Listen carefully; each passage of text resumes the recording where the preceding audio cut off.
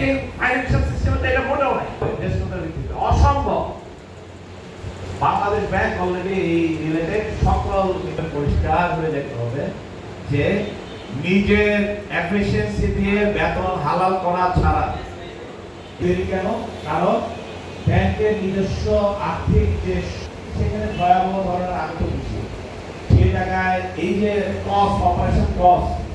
Operation cost বাড়ে কখন? কারণ ওই যে সেই কয়টা ক্ষুদ্র ঋণের দেখা যায় লোন যে পরিমাণ আমার 60 কমাই যায় না, যে কতজন ব্যাংকের লোন কার্যক্রম বা ব্যাংকিং কার্যক্রমের সাথে আমার সদস্যরা অ্যাড হচ্ছে। Now I can see from my bank 3 কোটি পরিবার, আপনি 3 কোটি পরিবারকে যদি এই ব্যাংক সাপোর্ট দিতে পারে, এর মধ্যে কি সাধারণ পড়বে না? কারণ আমাদের যে সদস্য 60 লক্ষ সদস্য, এরা তো সবাই স্বেচ্ছাসেবী সাধারণ মানুষ, গ্রামে গঞ্জের সবচেয়ে সাধারণ মানুষ, তার মা বাবা ভাই বোন কিন্তু এর মধ্যে পড়তেছে।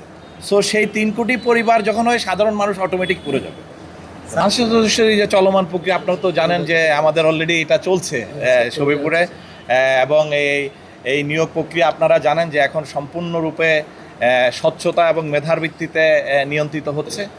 যেগুলো আগে প্রক্রিয়াটা একটু ভিন্ন ছিল, এখন প্রক্রিয়াগুলোকে সুনির্দিষ্টভাবে সাজানো হয়েছে। আশা করা যায় ইনশাল্লাহ এটা আমাদের চলমান প্রক্রিয়া, গতবারও হয়েছে, এবারও চলছে, এবং ইনশাল্লাহ আশা করা যায় এই স্বচ্ছতার মাধ্যমে এবং মেধার ভিত্তিতে যে নিয়োগ হচ্ছে, সেটা আমাদের আগামী দিনে আমাদের বাহিনীকে আরও বেশি কার্যকর এবং গতিশীল করে তুলবে।